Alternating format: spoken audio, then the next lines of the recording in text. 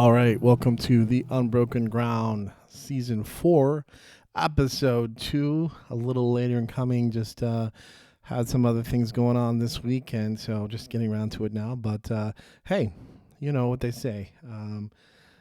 Absence makes the heart grow fonder. So I'm sure you all have spent time growing fonder of my absence. I don't think that's actually how that works, but hey, here I am. So this is episode 2, and in the fashion that I said I was going to do, the title is a line from a Postal Service song, and the title is "In a Way Clark Gable Would Have Admired." In a way, Clark Gable would have admired is the title of this episode, episode 2. Thank you guys for joining. Let's jump in.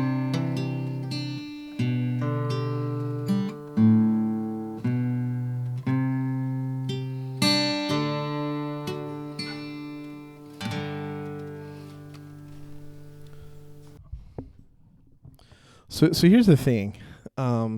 I spend a lot of time. Sometimes I spend a long time thinking about what I want to talk about, and sometimes I don't spend a whole lot of time. Sometimes I just get inspiration from being at church, or sometimes I'm just thinking about things. And so I will say, the thing, at least where I'm starting on this one, the pastor from Sunday did say this, but it was a thought that came to my mind before he said it.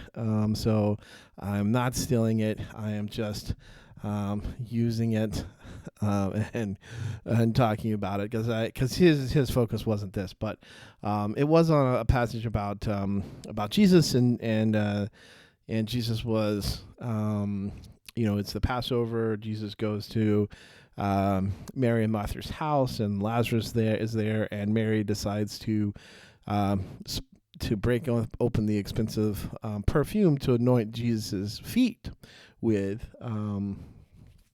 And for Jesus, he kind of knows it's his kind of pre-burial kind of ritual. He's getting ready to He's getting ready to face what he's about to face with his ordeal and his death and that type of thing. And so he kind of knows what's going on there.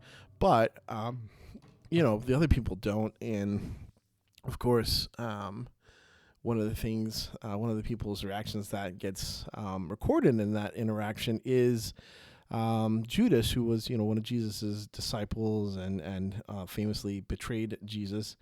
And he says that John records that Judas was mad because Mary had basically wasted this perfume, this year's wages of a perfume to anoint Jesus' feet. And he says, Judas says, we could have given, this could have been sold and given to the poor. And John gives the context that Judas really didn't care about the poor, but he was a thief, and so he was a treasurer. And so the story goes that he wanted to, he would have given some of it away, but he also would have taken his share. And the thought that came to my mind before the pastor said it, but he said it as well, so I'll give him credit on that. Not that he needs that, but the thought that it just struck me as somebody read those verses for us to the congregation before, and just about like Judas's heart. The thought that just popped into my mind, and I've heard this before, but it's just something that. Like I said, sometimes I think a long time about what I'm going to talk about. Sometimes I think a little bit and then I talk a long time about it. Sometimes I think a long time, and I talk a long time, and sometimes I just talk a long time. But usually I talk a long time. But the thought that I had was, there are some people who will get to know Jesus and even spend time with Jesus whose hearts will never be changed or shaped by Jesus. There are some people who will know and spend time with Jesus, but their hearts and their lives and their minds simply won't be changed by who Jesus is.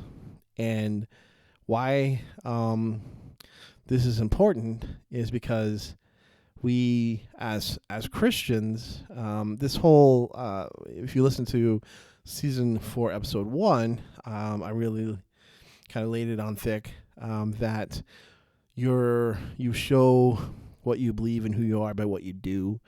But there's this other side of things, that it's not just about what you do. It's not just about all the things that you do, because even in the Gospels, Jesus says that there'll be people who do great things, build great monuments in His name, yet He'll say, "I didn't know you." And I think like Judas is the most extreme case of this, because Judas was called as a disciple. He was asked to be one of the 12, one of the most insightful places to be, close to Jesus. Got to be with Him along with the inner discussion when the crowds were not there, and Jesus was explaining to His disciples the things that He was talking about. And so he got to be a part of that. But even after 3 years, Judas is unchanged. His heart is still hard. And even though he has, he's a disciple, he's a follower in as far as all that we can see that from the outside looking in, but it's very clear that he is not, his heart hasn't been affected, at least not in any major way. So I just had to pause the podcast because I thought I was going to sneeze, but then I made myself wait too long and I couldn't sneeze, and then I couldn't make myself sneeze, and that's a rough life, really, honestly. So sorry if I lost a little bit of my track of where I was headed. But the idea remains that the fact is that you can know and even spend time with Jesus and not have your heart changed, not have your life changed by Him. And you can even get the benefit of being part of the crowd, or being part of the in group. So you're the part of the culture or the club, and not have to live with the sacrifices and changes that everybody else does. And not that it's about the sacrifice and changes, although it is. If go back to listen to episode 1. If you're going to follow Jesus, He's going to make you different. He's going to make you better. He's going to make you more like Himself, and that's what His goal is, and that's one of the reasons we stay here on the earth. And like when we accept Him, we don't just boop get popped up into the heaven. We boop and we stay here, because God is still working on us and our character and who we're going to be, and part of that is lived out here on this earth. So, but you can know a whole lot. You can go to church. You can every day of your life, even, and never have the gospel actually penetrate into your heart. And I think this is fairly scary, because I, as many of you know, if you've listened to my podcast for any length, maybe even just a couple, because I'm sure I repeat myself quite often. But I grew up in a faith that was presented very much in the head. So you had to think correctly, and once you made that decision that you were going to accept Jesus Christ as Lord and Savior, you said that prayer, you walked down the aisle, you got baptized, you were good to go, because one of the core beliefs that we believed is once saved, always saved. Now, I'm not saying I still don't believe in once saved, always saved, because I do think that it's a very slippery slope to start saying what it is that causes you to lose your salvation. And then if you lose your salvation, can you gain it again? And there's a whole lot of, just like if you never earned your salvation, can you, if you received it as a gift, can you return it? Can you exchange it? Or are you stuck with it? And that's a horrible way to say it. And I'm not trying to be flippant with that in that way, but if you can't earn your salvation, so you never earned it, then can you lose it? And So I still land in the once saved, always saved, because I think that salvation is much more a journey and a process than it is a moment in time. And I think it much more, if you listen to episode 1, I think it's much more going to be borne out whether or not you have salvation by whether or not you live in a way that shows that you're saved. If you live your life and nobody can tell that you are different or that you're like Jesus, then there should be some serious questions about how you're choosing to live your life and why you're choosing to live your life. And you should ask those questions if you want to be a follower of Jesus. If you want to be sure that you're a follower of Jesus, then you should ask the questions about, well, what does it look like to be a follower of Jesus, and does my life bear that fruit? Again, go back to episode 1. I'm trying not to tread too deeply into that, but I think that the question remains: is salvation something that you just receive and thus can't lose it again just because you don't want it anymore? Maybe I don't know. I haven't really thought through that question because I don't think the Bible really explains it, because I don't know that that there was many people who were like, I accepted Christ as a child, and now I don't know if I really believe that. I'm deconstructing that wasn't really something that happened. And so Paul and the rest of the Bible doesn't really address that. At one point, it seems to address people who, backslide and leave the church and then come back and try to come back, and they can't. And like, I don't know what all that means. Like that's more studying and I need to do just to try to wrap my head around that. But either way,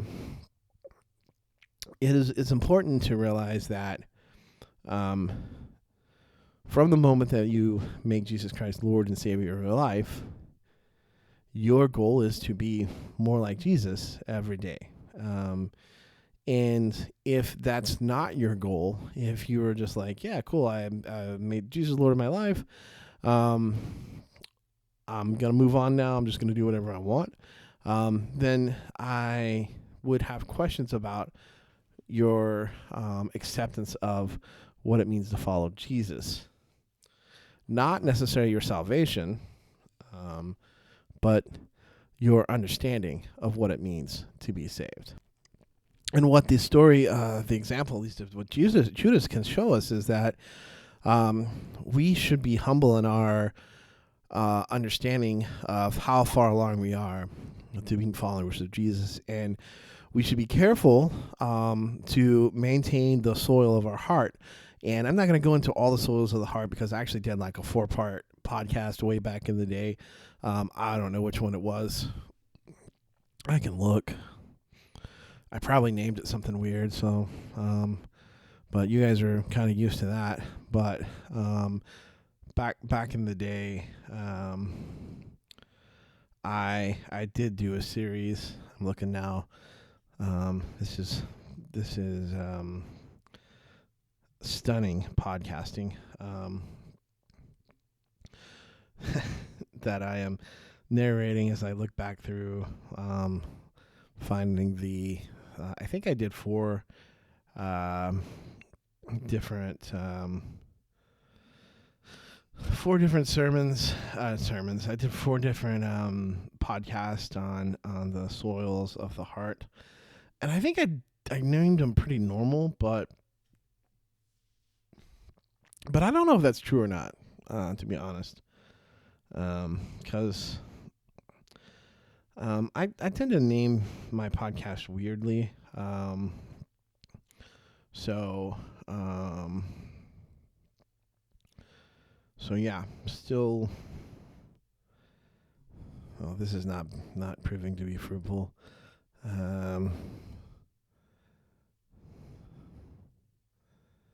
Because it seems that I maybe didn't name them normal things. Well, that is disappointing. I probably could have looked this up before. You know, so, man, I just realized that as I look back through this, I have not had good naming discipline because I have 2 episodes called "The Opposite of Love is Indifference." That was, dang, that first one was October 4th, or episode 4, October 21st in 2023. And then my last episode of season 3, I think I named it the same thing. So, darn. Yep. I liked it so much that I put a ring on it a second time. So, how about that? Listen to both of them and tell me which one you like better. So I know I did some. I know I did one about the heart, but I named it something weird, and because I'm a goofy person, so now I don't remember which ones. Man,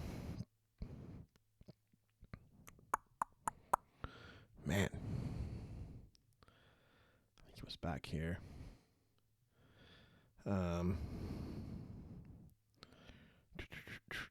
One of flipping tables. That's pretty awesome. I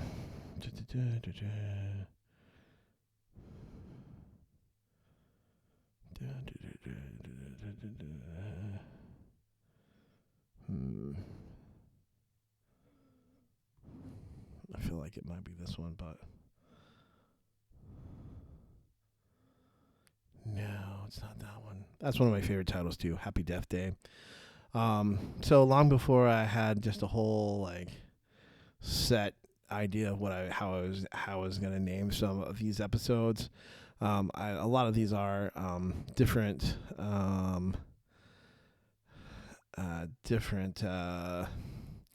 song titles. So Happy Death Day is a if you remember the band, if you're my age or older or around there, younger, then you would remember Alien Ant Farm. They had a song called Happy Death Day. I think it's a take on Happy Birthday. I think.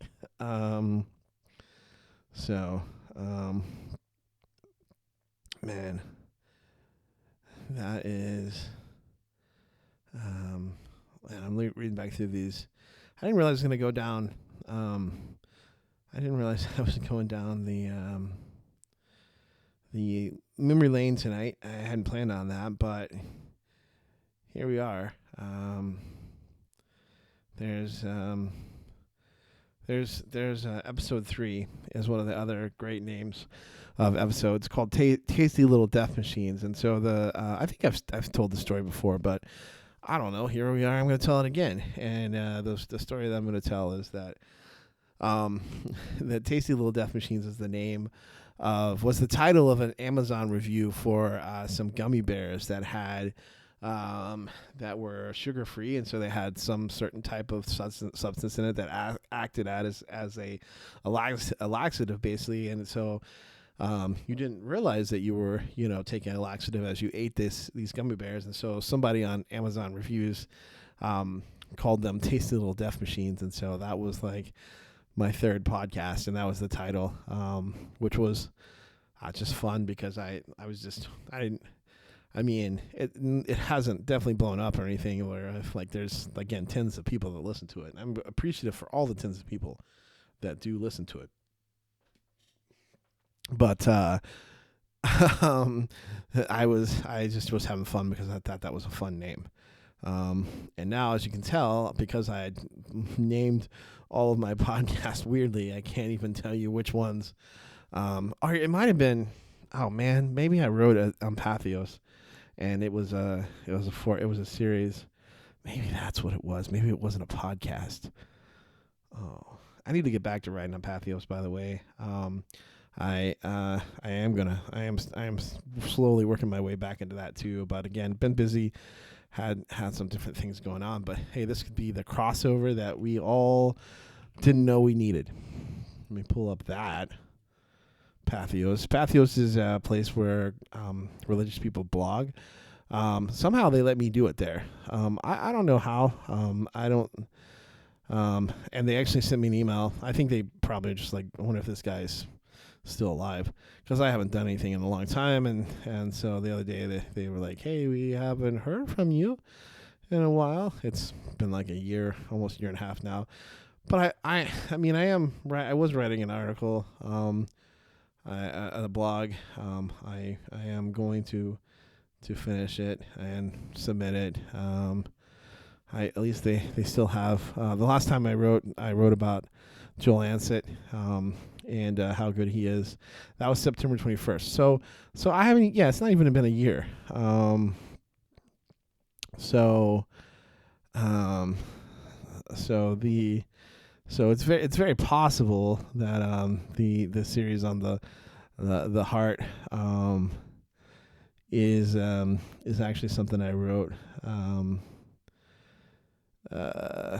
in Pathos. But man, I thought it maybe. I also thought that it was a podcast that I did. So man, nope. I was wrong. There it is. Pathos has the thing where I talked about the soils of the heart, soils of the heart. So you can find my Pathos link in like the description of this show, and I'll try to add it somewhere. But if you want to read those, there's a series that starts with well, I think it might be that one, but let me go back one more. How hard is your heart, and what keeps you from hearing God speak? Yeah, I wrote that back in April 20th, 2023. And then the next following three articles are all about the soils of the heart. So I guess I haven't done it, and I could have done a podcast too. I'm getting old. I don't remember. I don't really think so well anymore. So who knows? But obviously, I have no problem repeating myself with even just titles. So man, that was a rambling journey down memory lane. Thank you guys for going with me on that journey. Appreciate it if you're still with us. So here's the thing. Why I was rambling all that time, and why I think it's super important to know, is that we must be careful. We must be careful to cultivate our hearts to always be listening, and to refuse to pretend that we know the answer or know better what God should do, or what God is going to do, or what God wants us to do. It's the difference, and it's nuance and subtlety sometimes, but it's the difference between saying, God, here I am, what do you will of me? And saying, God, bless this thing that I'm going to do. God, I know that you're wanting me to do this. And sometimes that is like, there's times in the Bible where God is blessing people for taking action without that. There's this crazy story in 1 Samuel where Saul and his general and kind of his mighty men are sitting underneath a tree, trying to consult a magic 8-ball for the Old Testament. I mean, it was a little bit more intricate and based on talking to God rather than a magic 8-ball. But that's basically like you asked it questions and then waited for it to give you a response, and that was supposed to be like one of the ways that God spoke. I mean, they also cast lots back in the day because they thought that much like people who play basketball, would say, "Ball don't lie." They kind of thought that like if you cast die or cast lots, that was one way that the supernatural could confirm they would that they could influence the way that the lots would fall or the die would roll, and so that was one way to kind of figure out what it is that some kind of deity.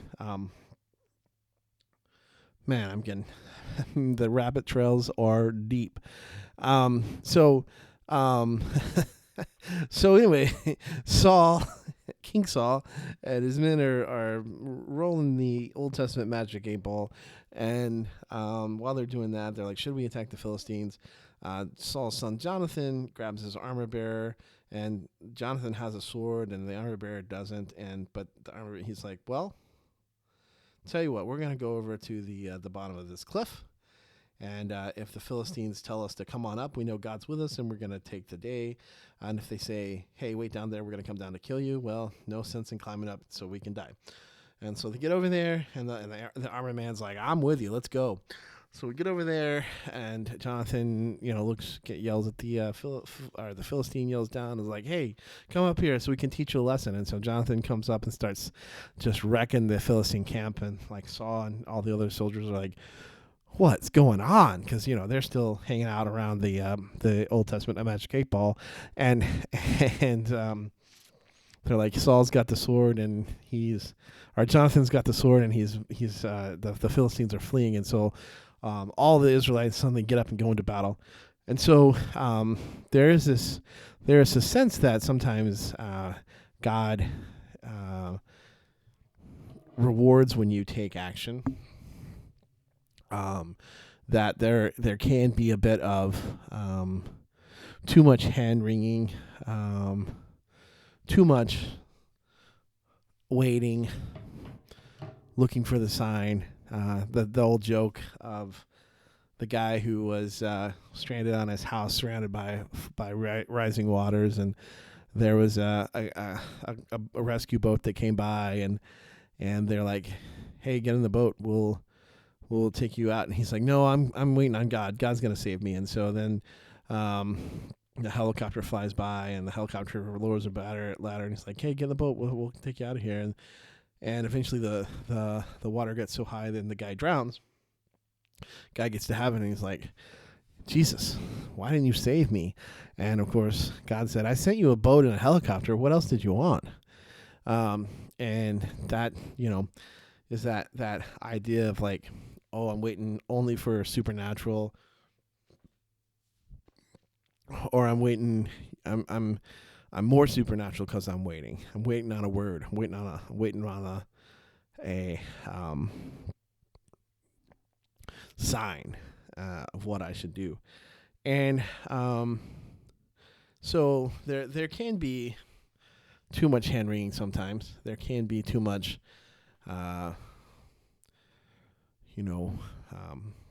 waiting and not acting, allowing the fear to paralyze you, so that you fall into inaction. That is a thing, for sure. So we want to acknowledge that. But on the flip side, we also want to acknowledge that a key skill is learning how to be dependent upon. There actually seems to be almost a purposeful kind of nature with God, that he tends to change things up. So if he does something one way, the next time he does it a different way. And it's kind of like the way of teaching us to not try to just be like, "Oh, well, it's a ritual, and so if I just do the ritual right, then God has to respond." In fact, God is not obligated to respond, no matter what ritual we do. And it's why in the Old Testament, in so many places, he could say, "I don't desire your sacrifices," even though that was the system that God put in place to earn forgiveness. And then he said, "Well, that's not what I want. I don't want you to live like hell, and then come to offer sacrifices." He said, "I want you to No, I want you to figure out how to love mercy and do justice and walk humbly with me. And people are like, okay, but what if we just killed a lot of animals? Like, we've been bad, so how many animals do we have to kill to make you not angry with us? Which was not the point. Like, which was never the point. To be truthful, it was never the point for about killing animals. It was always a representation to show just how costly sin is, and that sin leads to death, and the penalty for sin is death. And so when we allow sin to be a part of our lives, we invite sin in. We invite death, and so that's that. A picture of that is the sacrificing of animals, but the it was never intended to be like a one for one. Hey, I'm just gonna be terrible as a human being, but don't worry, I can just go kill an animal and I'll be forgiven, and God has to forgive me because we've got this ritual thing going on.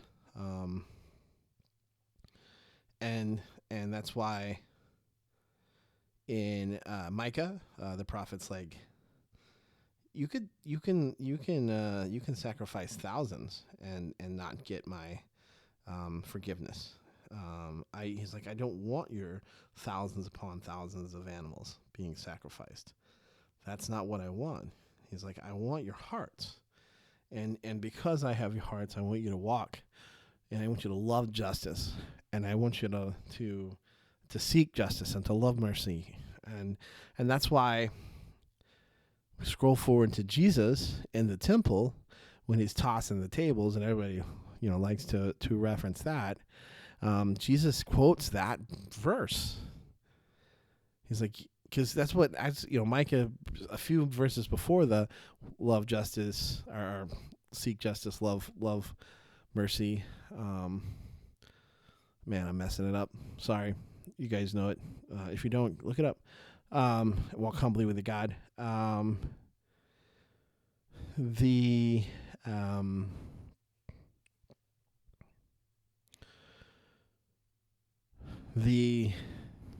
Wow, I just lost my train of thought.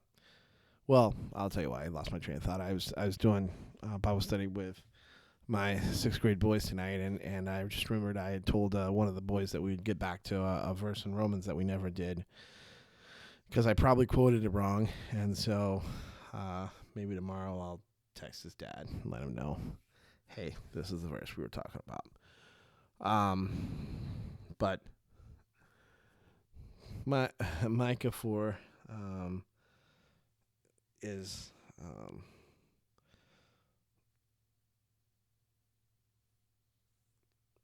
seek justice, love justice, seek mercy, give mercy. Man, brain is messed up tonight. But anyway, that before that verse, God speaking through Micah is telling the Israelites that he is not appeased by their sacrifices. And he said, you've made my... Jesus actually quotes this as he's tossing the tables over. As he's turning the tables over, he says, you've made my Father's house a den of robbers. And so Jesus is actually carrying out a prophetic tradition where he's pointing them back to their own Old Testament, to the Old Testament, and saying, you guys still haven't got it. Like, all this time, God has been saying, here's what I want. I want you to live justly, to have mercy, and to walk humbly with me. He's like, that's what I want. That's what I want from you.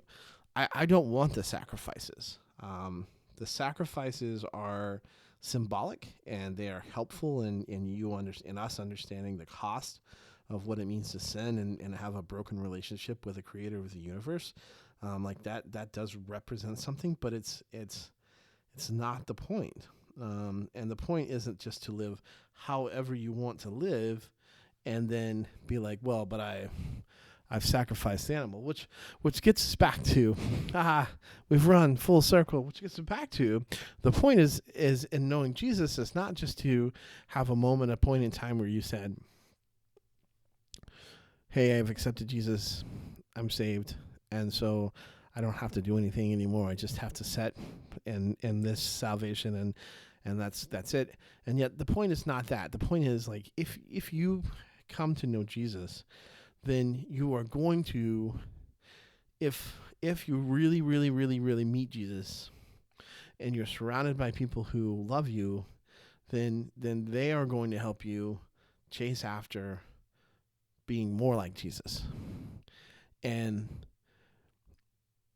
when we, but we have to be careful, because we can find ourselves in spending time in the presence of the community of believers, and even in the presence of Jesus, and still not having our hearts changed.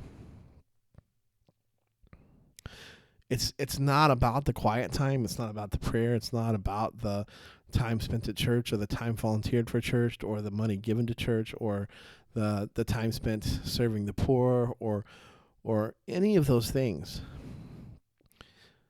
Paul says it pretty succinctly in 1 Corinthians, and he's talking about love. He's like, you could do the greatest things, but if you don't have love, then you don't have anything. And the love that, of course, he's speaking of is that love that you have for Jesus. And love for Jesus, if you truly have the love for Jesus, what it's going to do is it's going to motivate you to be different. It's going to motivate you to listen and to obey and to hear, not the culture of your church, not the rules of your church, but the voice of the shepherd. And the problem is that we have replaced the voice of the shepherd in the modern church in a lot of ways. We've actually replaced it with and these are books I love to get. When I was studying Python for Dummies, that's one of the books that I have, because it's like, there's so many complicated. So what we do is that we've made it into, instead of saying, hey, you need to struggle and listen and follow after what God is calling your heart to do, what we said, hey, follow the rules. Here's the rules. Here's the Christians, be a Christian for Dummies. Like, we've narrowed it down. Here's the Cliff Notes. Here's what you got to do. And as long as you do those things, then you're fine. Don't worry about it. And God just reminded me this past Sunday that you're not fine, because you can spend time in the presence of Jesus. You can spend time in the presence of Jesus' followers. You can see worship. You can experience worship and still be unchanged. And that's what I think why Paul says, like, work out your salvation in fear and trembling. Not in fear of, like, God's an angry God and he wants to destroy you, and not in fear of, like, oh my gosh, I'm one sin away from losing it, because I just don't think those are true. But I think that we get back to a place where the fear is that we would either become so accustomed that the holy, that the relationship, that we just get so used to it that it no longer is unique and special, meaningful. It's just I go to church and I sing the song and I feel some emotion about that, and then I cry, and then I go home, and it's just a routine.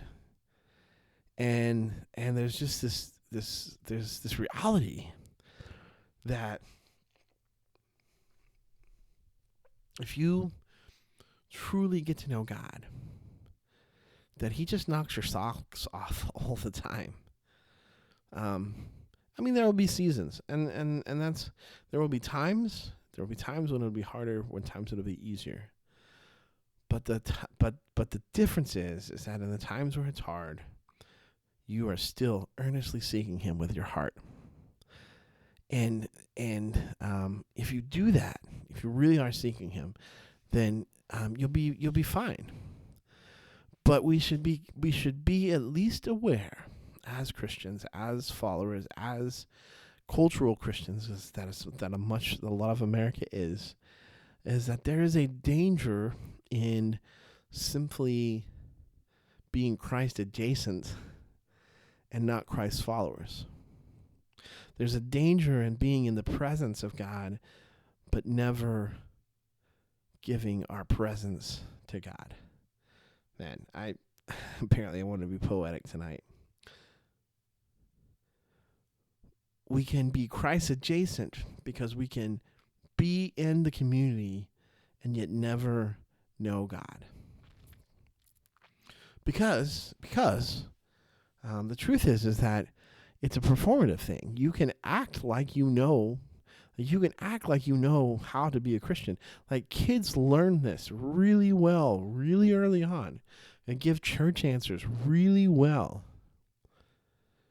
What do you what's the greatest commandment? Love God. Great. What does that mean for you?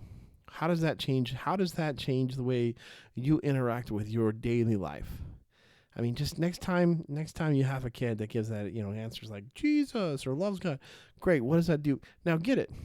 If you're in the 3rd or 4th grade, even the 5th and 6th grade, that's you're like 5th and 6th, you're getting closer. But you don't have the ability to really put that together. But imagine adults who all they ever learned was how to live the church answers and never actually learned how to connect with God on a real level. And so they were always at the whims and danger of whoever the leader was, who was speaking, because their best defense, their best way to blend in is to live the life. And so, as whatever the speaker says, go, and then culturally you start to get wrapped up into things, and even with that, you can get way off of what the church actually looks like when you chase on into the cultural side of things. And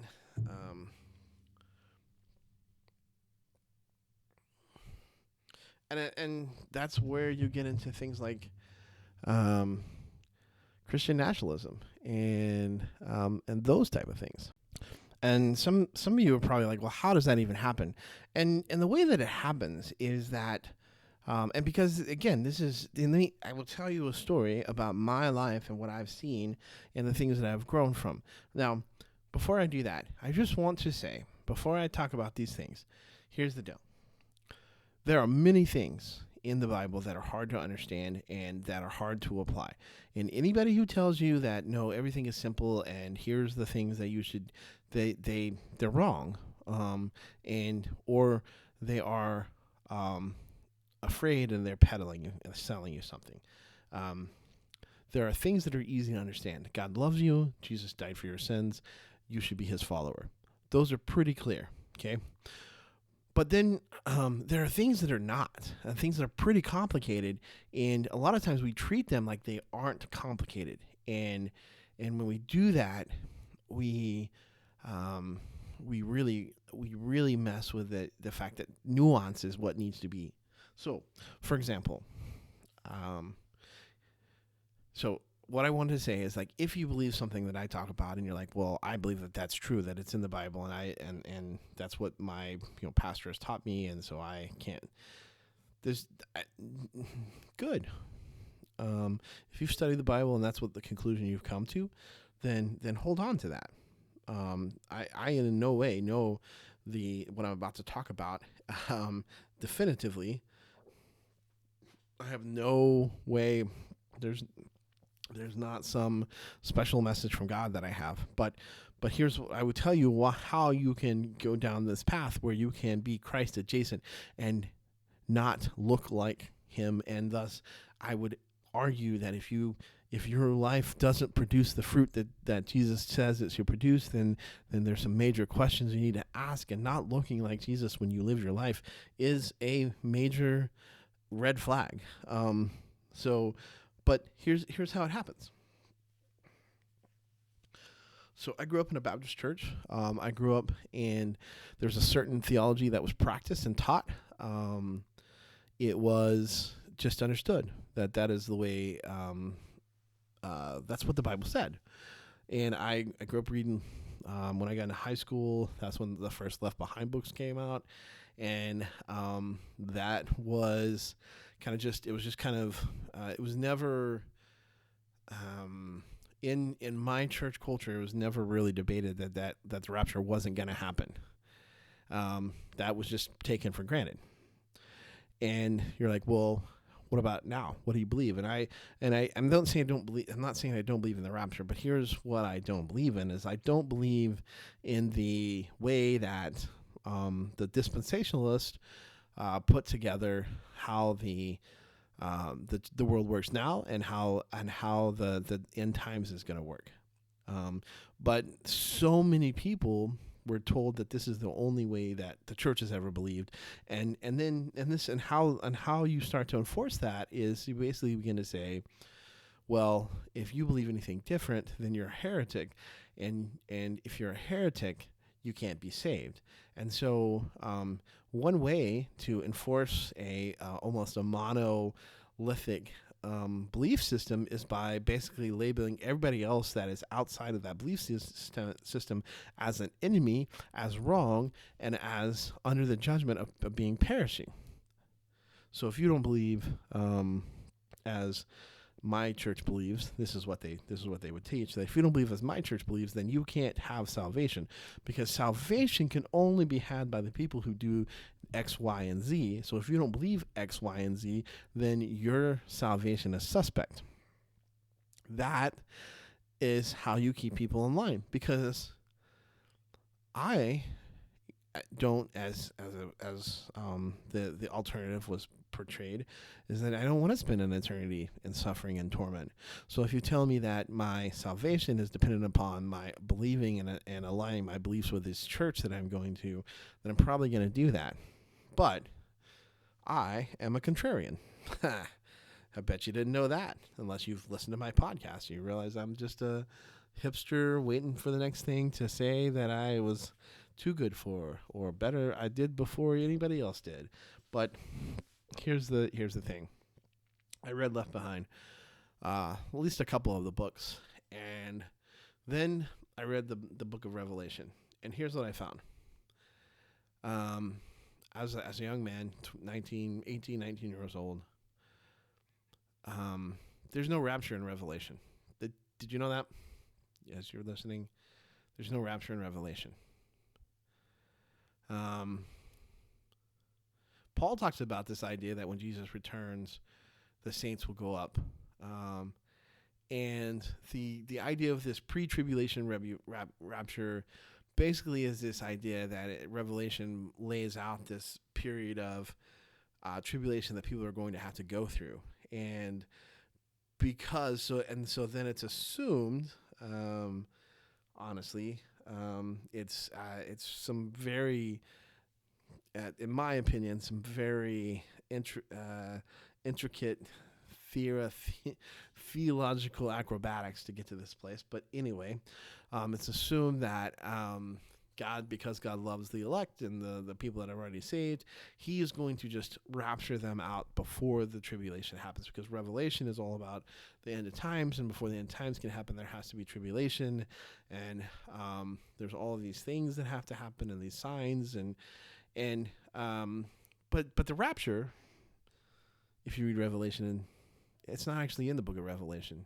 And then what you discover, like if you want to believe dispensationalism, you can. It's a whole system, and people have been believing it since about 1835, which is super new for being on the theological landscape, that it only happened in 1835 to be that this idea was created. But it was also one of the main theologies that was spread in America when America was moving from east to west, and it is one of the main theologies that has captured the conservative mind in the 1900s and now 2000s. and it's as I said, in 1990,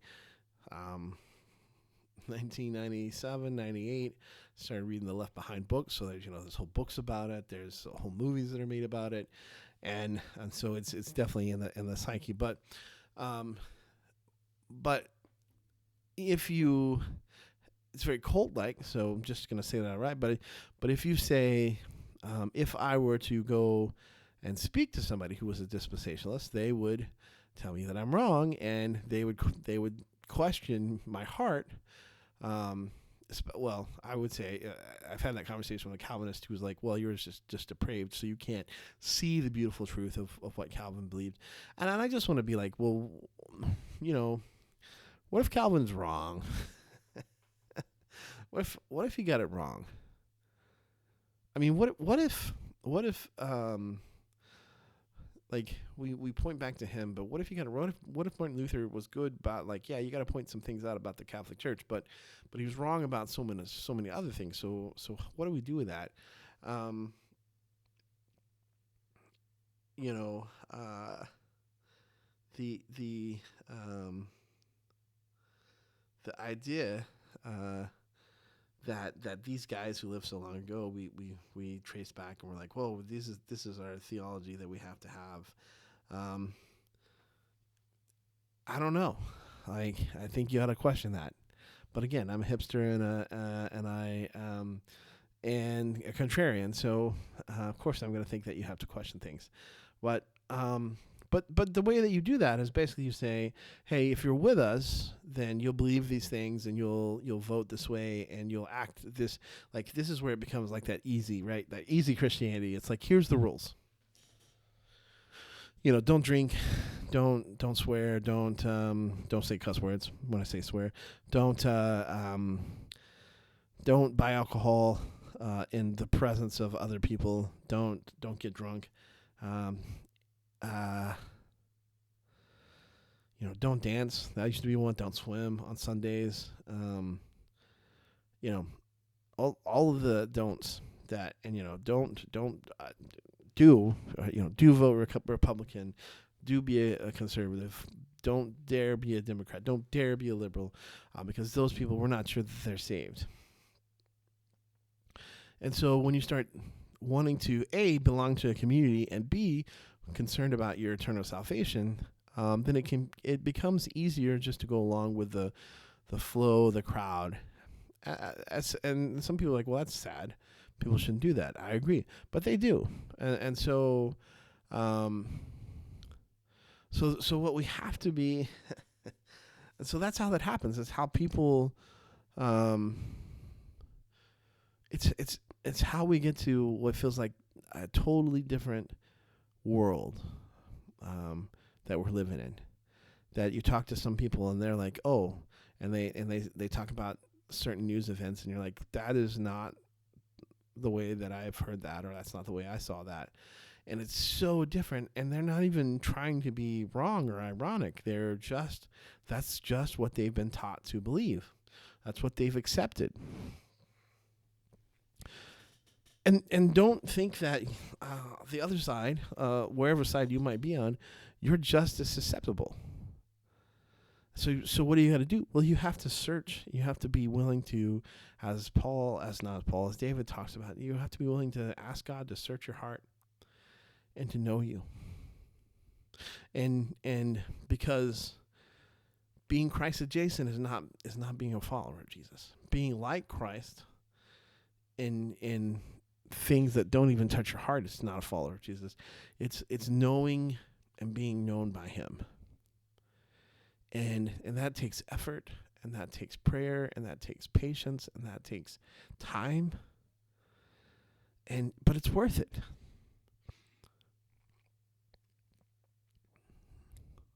But be careful. I think that's why Paul talks about it this way. He says, work out your salvation with fear and trembling. Be careful, because there are some people who will get so close to Jesus but never be changed by him. And my prayer is that if you're hearing those words, don't let yourself be one of those people. just start praying. God, I want you to change me. Show me how you want me to be more like you. If you've never accepted Jesus, God, come into my heart. I want Jesus to be Lord of my life. I want to accept your salvation. I want to live in such a way that produces the fruit that shows them a follower of Jesus. And go and do. Don't allow your heart to get hard. And start to tell God, this is how things are going to be and this is how things should be. But instead, be willing to be led. Be willing to be guided. Be willing to be taught. Be willing to be the servant and the least, so that you can be lifted up by God. I rambled a lot in this one, so sorry about that, but I hope you got a little bit out of that. And if nothing else, you've committed to chasing after Jesus with all that you have, and so that you won't be Christ adjacent. You'll be a follower of Jesus, and you'll know it because your fruit, your heart, the people around you will not be able to deny it. And so that's my challenge for you, my friends. Keep asking questions, keep pushing, keep seeking, and hope you have a blessed day. And thanks for listening. Again, you can always catch me on Facebook at Facebook.com/ The Unbroken Ground, at Gmail, The Unbroken Ground at gmail.com, and I'm on Instagram, The Unbroken Ground, Snapchat, all the things. Give me a shout out, and thanks for liking, subscribing, and listening and sharing with all your friends. Hope you have a wonderful time, and we'll see you soon.